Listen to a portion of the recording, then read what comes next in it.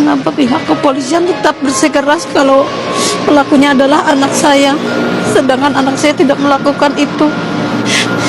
Di mana keadilan bagi untuk orang miskin? Kami orang miskin, jangan julumi kami. Kami makan pun dari Peggy itu seadanya. Sekarang tidak ada Peggy. Siapa yang mau ngasih makan adik-adiknya? Guys, ibunya Peggy Setiawan guys memberikan kutukan terhadap aparat yang sudah menahan anaknya guys. Kutukannya ini sungguh mengerikan guys. Dia mengatakan guys sampai 7 turunan guys. Kalian pengen tahu kan isinya? Nih seperti ini ya guys.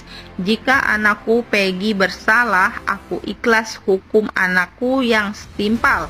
Namun jika anakku tidak bersalah tapi dia tetap dihukum dan hanya dijadikan tumbal, maka aku bersumpah di hadapan kitab suci ini dan air mata ini, aparat yang menangkap dan menahan anak saya akan kukutuk hingga 7 turunan, menderita sehina-hinanya selama hidup di dunia. Karena kami sudah terzolimi guys. Gimana guys? Apa jadinya kalau seorang ibu sudah mengutuk seperti ini? Coba kalian komen ya guys. Kembali lagi bersama saya di Zol TV.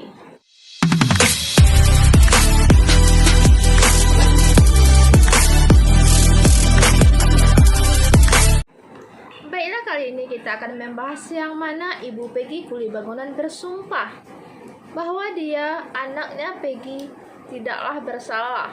Begini videonya. Jika anakku Peggy bersalah, dan aku ikhlas hukum anakku yang setimpal. Namun jika anakku tidak bersalah, tapi dia tetap dihukum dan hanya dijadikan tumbal, maka aku bersumpah di hadapan kitab suci ini dan air mata ini, aparat yang menangkap dan menahan anak saya akan kukutuk hingga 7 turunan, menderita sehina-hinanya selama hidup di dunia, karena kami sudah terzolimi. Amin kun fayakun. Maka dapat disimpulkan dari sumpahnya tadi bahwa ibu mana yang rela anaknya dihukum tanpa sebab, dihukum tanpa bukti, dan dihukum tanpa bersalah. Siapapun pasti akan sedih sekali melihat anaknya dihukum, bahkan dihukum sampai seumur hidup, hukum mati.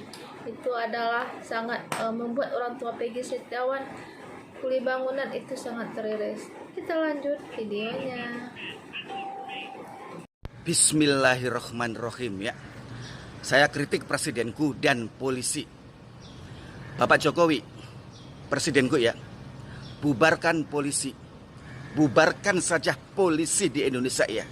Daripada polisi nggak bisa kerja.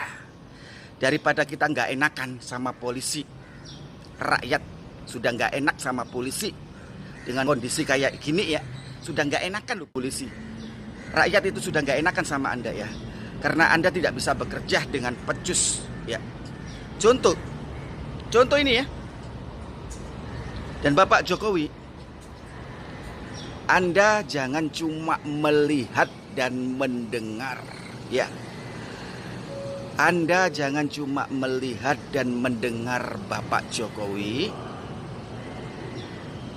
Kuasamu, jabatanmu sebagai seorang presiden ada kuasa. Walaupun mandat yang tertinggi itu adalah rakyat.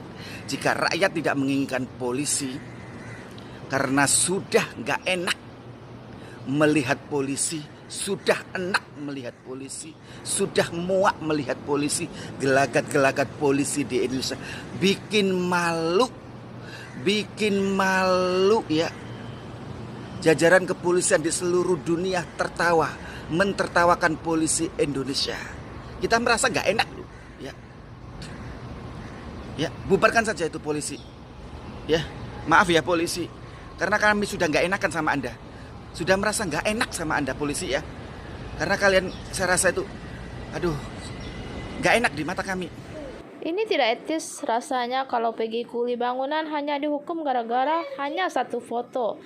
Ini benar-benar hukum di negara kita ini sudah tidak adil lagi. Kita minta kepada Bapak Jokowi agar segera turun tangan dalam kasus Vina Cirebon ini. Kita lanjut videonya.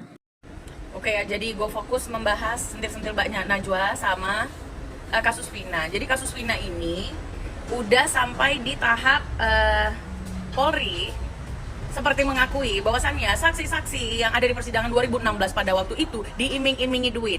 Jadi sudah pasti yang kita tunggu-tunggu adalah Bapak Rudi untuk di tangkap, oke? Ya, netizen kalian tidak boleh lemas, apalagi lunglai. Kalian harus terus gaspol, ya, gaspol gitu, oke?